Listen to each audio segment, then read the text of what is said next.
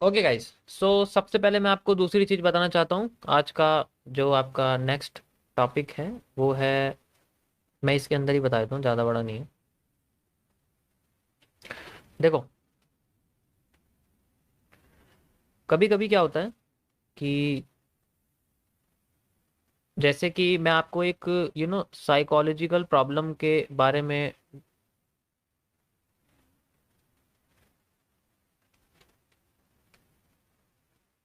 बताना चाहता हूँ, जो कि आप फेस करोगे। जो अभी कुछ ही दिन स्टार्ट करा है जिन्होंने, और वो स्टार्ट करें एमएमसी सीखना और कुछ ही महीने हुए हैं। देखो, मैं आपको एक चीज़ बताता हूँ। आपको सबसे पहली प्रॉब्लम पता है क्या आएगी? जैसे कि आप खाली मार्केट में एनालाइज करते हो, सिर्फ ओनली एनालिसिस करते हो, तो उसमें आपको प्रॉब्लम आएगी कि जब आप उसका इस्तेमाल ट्रेडिंग में करोगे ना, तो आपको हाई लेवल का इम्पेशंस देखने को मिलेगा, हाई लेवल का डर, हाई लेवल का फियर बहुत ज़्यादा आपको देखने को मिलेगा। क्योंकि ये जो कॉन्सेप्ट्स हैं ये बेसिकली इसके लिए तो नहीं है। ठीक है, सिंगल पर्सन ये दोनों चीज़ें एक साथ नहीं कर सकता, मेरी नज़र में अगर मैं बात करूँ। ठीक है, तो अगर मैं अपना एक पॉइंट ऑफ व्यू दूं तो single person can not do analysis and trading at the same time. It can create a lot of disturbance in both side. आपको किसी एक चीज को शुरुआत में देखना पड़ेगा, उसके बाद आपको यू नो मैं आपको पहले ही बता रहा हूँ, you will face a lot of disappointment. बहुत डिसअपॉइंटमेंट लगेगा। एक टाइम पे ऐसा आएगा, आपको लगेगा कि मैं कंट्रोल ही नहीं कर पाता, मैं सेटअप कितना ही याद कर लूं, जब मैं ट्रेडिंग करनी शुरू करता हूँ सारी चीजें दिमाग से पार चली जाती, सारी की सारी चीजें दिमाग से पार चली जाती, कुछ भी याद नहीं रहता। अब मेरे पास कोई सा भी बैलेंस हो, चाहे मेरे पास 10,000 रुपये हो, चाहे मेरे पास 50,000 रुपये हो, ठीक है, मेरे पास बैलेंस कितना भी हो, मुझे उससे फर्क नहीं पड़ता। लेकिन जब भी मैं ट्रेडिंग करने जाता हूँ, मैं अपना स्टॉप लॉस फिर भी बड़ा ही कर देता हूँ, कैंडल के नीचे ला ही नहीं पाता। और जब ट्रेड लगाने भागता हूँ तो ट्रेड अगर बाई में लगा रहा हूँ तो यहाँ की बजाय वो यहाँ लग जाती है और स्टॉप लॉस ऑटोमेटिकली बड़ा हो जाता है। जहां पर मैं मान लो 1% का रिस्क रिवॉर्ड लेना चाहता था, 1 की जगह वो 2% या 3% पे पहुंच जाता है। सबसे पहले मैं यहाँ फेल हो जाता हूँ। 90% लोगों को इसमें प्रॉब्लम आ रही होगी, आई बेट इट।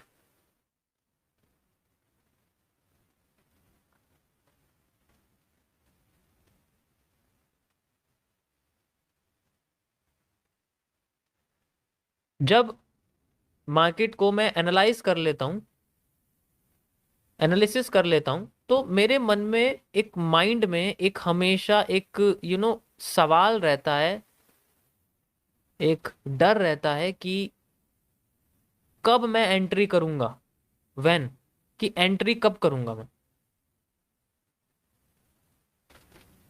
और उस पेशेंस के कम होने की वजह से एग्जैक्ट एरिया पे आने से पहले ही एंट्री कर लेता हूं, जिससे मार्केट और भी नीचे आ जाती।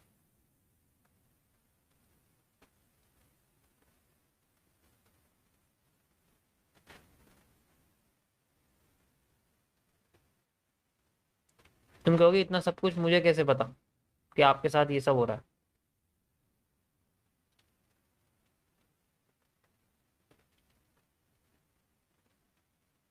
बिकॉज आपको तो सीखी सिखाई चीजें मिल रही हैं।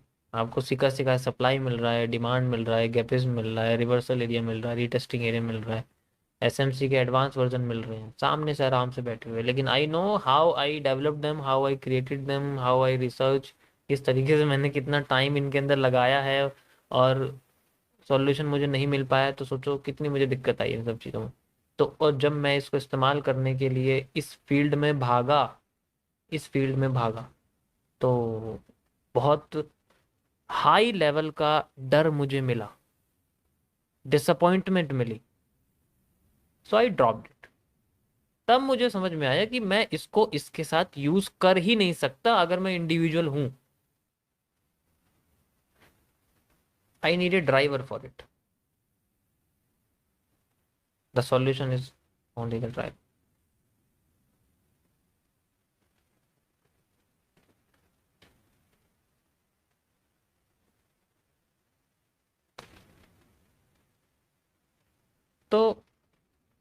जो मुझे सबसे ज्यादा जिसमें मेरा सबसे ज्यादा आउटपुट निकलता था, मैं उसके ऊपर ही धीरे धीरे करके अपने आप को यू नो फिक्स करता चला गया, द एनालिसिस फील्ड।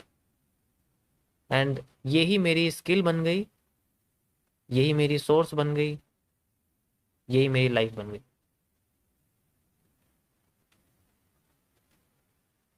मैं इसकी तरफ गया ही नहीं, फिर मुझे इसकी भी कोई जरूरत नहीं पड़ी। लेकिन ये हर किसी के साथ नहीं होता। तो मैं स्टार्टिंग में आपको बता दूं कि अगर आपको डिसअपॉइंटमेंट मिल रही है, इट मीन्स कि आप सही रास्ते पर हो। अगर आपको डर लग रहा है, इसका मतलब आप सही रास्ते पर हो। अगर आपके अंदर पेशेंस कम है, तो इसका मतलब सही रास्ते पर हो। क्योंकि आप एक सर्कल के अंदर हमेशा अपने आप को रखोगे कि अगली बार मैं ये गलती नहीं करूंगा। वरना अगर इनमें से कोई भी चीज आपको शुरुआत में ही नहीं है ना, जैसे डिसअपॉइंटमेंट हो ही नहीं रही है, दिक्कत ही नहीं है, तो आप सर्कल से बाहर सोचोगे, बैलेंस अंधा लगाओगे, स्प्लॉट अंधा लगाओगे, किसी भी चीज पे वो नहीं रखोगे। तो ये डर हमेशा आपको आपके प्लान के अंदर ही कंटिन्यू रखेगा। सबसे इंपॉर्टेंट चीज, शुरुआत में आपको डर लगेगा, लेकिन बाद में कभी कभी ऐसा होगा कि किसी एक पोजीशन के लॉस होने के बाद कुछ नहीं होगा, दूसरी पोजीशन होने के बाद थोड़ा डर लगेगा, तीसरी पोजीशन होने के बाद आंख में से आंसू आने शुरू हो जाएंगे, रोना शुरू हो जाएगा। बहुत लोगों का तो होता भी होगा, डर लगता होगा, दिल में ये लगता होगा यार लाइफ ही खराब होगी, मैं कुछ नहीं कर सकता, अब नहीं कर सकता मैं कुछ भी। हार जाओगे, थक जाओगे, मन खराब हो जाएगा। लेकिन यही तो टाइम है अपने आप को सस्टेन करने का। क्योंकि वो टाइम अगर गुजर गया ना, और वो गुजरेगा नहीं अपने आप, कि ऊपर से आपके सामने एक बढ़िया सा एंशियंट लेटर आया लिखा हुआ कि आपका टाइम जा चुका है बुरा। बेड पे उल्टे बैठे हुए आप स्ट्रीम देख रहे हो, आपका उल्टे बैठे ही स्ट्रीम देखते देखते टाइम जा चुका है। ऐसे अभी आपको लेटर नहीं आने वाला, ईमेल नहीं आने वाला, ये टाइम आपका खुद करोगे तो जाएगा।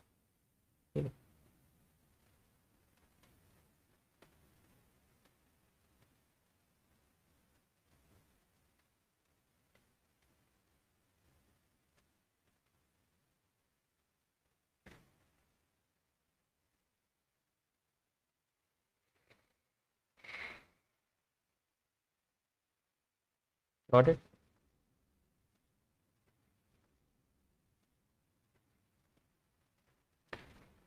डर में और कॉन्फिडेंस में बस एक कदम का फासला होता है। आप पटरी के बीच में हो, सामने से ट्रेन आ रही है, चुक चुक चुक चुक चुक चुक चुक चुक चुक चुक चुक चुक चुक चुक चुक चुक चुक चुक चुक। उसके अंदर कोयले हैं, सामने से ट्रेन है, तो बीच में खड़े हो। और हर बार डेली सुबह दोपहर शाम जब भी ट्रेड करते हैं, जब भी मैं ट्रेड लगाता हूं, तो मैं हमेशा ट्रेन की पटरी के बीच में खड़ा रहता हूं। मैं ट्रेन की पटरी के ऊपर वाली पटरी से उधर जाऊंगा तो बच जाऊंगा, मैं नीचे जाऊंगा तो बच जाऊंगा, लेकिन मैं बीच में खड़ा हूं। मुझे ऊपर भी नहीं जाना, मुझे नीचे भी नहीं जाना, मुझे बीच में रहना। तो ये बीच में रहना और सामने से ट्रेन का आना, ये आपकी वो पोजीशन है जो आपका एंट्री एरिया होता है। ये वो है जो मार्केट है जो सामने से आ रही है। इसे देख के डर तो लगेगा कि क्या करूं क्या करूं, पहली लगा दूं, पहली कूद जाऊं पटरी से बाहर, या फिर रुका रहूं। ये सेम चीज आपकी ट्रेड के टाइम पे होती है, जब ब्रोकर पे बैठते हो, कि क्या करूं, पहली कूद जाऊं पटरी से, मेरे ऊपर चढ़ तो नहीं जाएगी ट्रेन।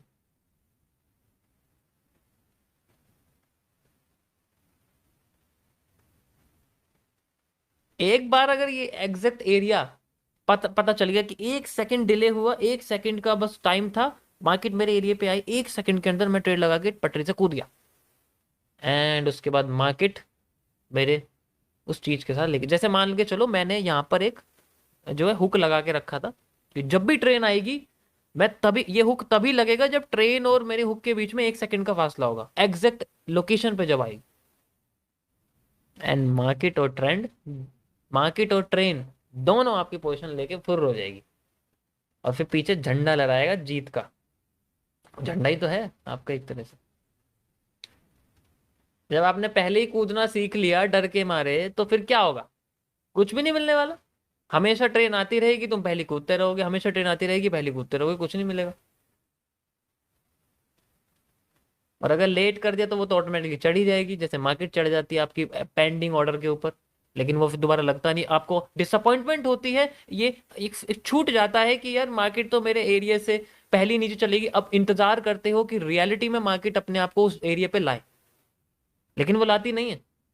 आप वेट करते रह जाते हो कि मार्केट रिवर्स करे, दोबारा से पोजीशन पे आ जाए। ट्रेन पीछे नहीं आएगी, मार्केट भी पीछे नहीं आएगी। तो वो एग्जैक्ट एरिया फाइंड करना सीखना पड़ेगा, कहां पर वो बैठना है उस जगह पे। समझ आया? तो अगर ये है तो इसका सॉल्यूशन बेसिकली आपके रिस्क पे है,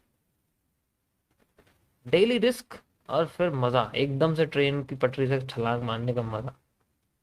That it। देखो मैं ट्रेडिंग नहीं करता, मेरे कोई इनकम सोर्स ट्रेडिंग से नहीं है। हाँ, जेपीवाई में क्यों है इसका रीजन आपको बता सकता हूँ। अगर मैं पहले मैं क्यों जेपीवाई में करता था, बड़ा अमाउंट जब होता था मेरे पास, तब मैं उसका रीजन ये था कि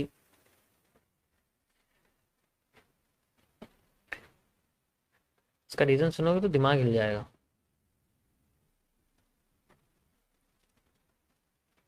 देखो, मैं सबसे पहले किसी भी ट्रेडिंग अकाउंट में,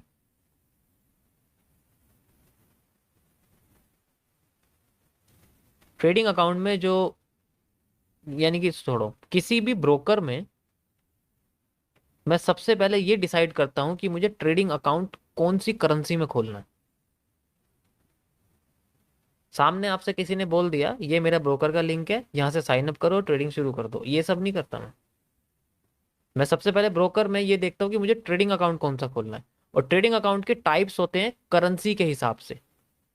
करेंसी कोई सी भी हो सकती है, तो मैं जनरली उन करेंसीज को देखता हूँ जो बहुत सस्ती होती है।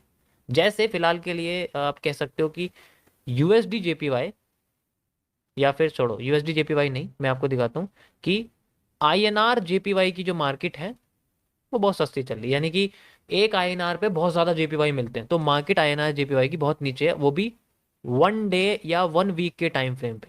मुझे पता है कि मुझे इस ब्रोकर में जो ट्रेडिंग करनी है, मुझे अपने कैपिटल को 50% ग्रो करना है, और मेरे कैलकुलेशन के हिसाब से मुझे इसमें लगने वाले हैं 6 महीने, 6 मंथ्स एग्जाम्पल के लिए। 6 महीने लगने वाले हैं, तो 6 महीने के लिए मैं लार्जर टाइम फ्रेम का एनालिसिस करूंगा और देखूंगा कि मार्केट में सबसे बॉटम ये कब जाने वाली। जिस दिन जिस महीने में सबसे लोएस्ट प्राइस पर ये चली जाएगी according to my analysis supply demand के जरिए, मैं उसी दिन ये अकाउंट ओपन करूंगा उस करेंसी में जिस करेंसी में गई है। सारी करेंसीज के मैं ग्राफ देखूंगा 1 डे के टाइम फ्रेम पे। मैंने देखा आईएनआर जेपीवाई सबसे सस्ती चल रही है, तो मैं जाता हूँ, अब मैं जेपीवाई का अकाउंट ओपन कर लेता हूँ। अब यहाँ से खेल शुरू। मार्केट आईएनआर जेपीवाई की बिल्कुल बॉटम पे चल रही। अब आगे के 6 महीने मैंने देखा कि 1 डे की मार्केट तो ऊपर उठेगी, जो कि मेरे टारगेट के हिसाब से 12 से 15% इंक्रीज हो सकती है 6 महीने में अकॉर्डिंग टू दिस। तो इतना तो मुझे प्रॉफिट करेंसी को रखने में ही मिल जाएगा। अब इसके अंदर मैं इंट्राडे ट्रेडिंग करूंगा वो अलग चीज, इसलिए मैं उस करेंसी को यूज करता हूं जो डे के हिसाब से इंक्रीज कर सके। ऐसा नहीं है कि यूएसडी चल रही है सब यूएसडी यूज कर रहे हैं, तुम्हें कोई नहीं मिलेगा जेपीवाई में लगाए हुए। That's why I use this. तो जो लोअर टाइम फ्रेम्स में है वही लार्जर टाइम फ्रेम पे उसका इस्तेमाल। अभी जैसे मैं जीबीपी का इस्तेमाल कर रहा था, लेकिन मैंने आपको वो अकाउंट नहीं दिखाया, जीबीपी का इस्तेमाल कर रहा था, उसका काम खत्म हो चुका है, अकाउंट लेट। Got it?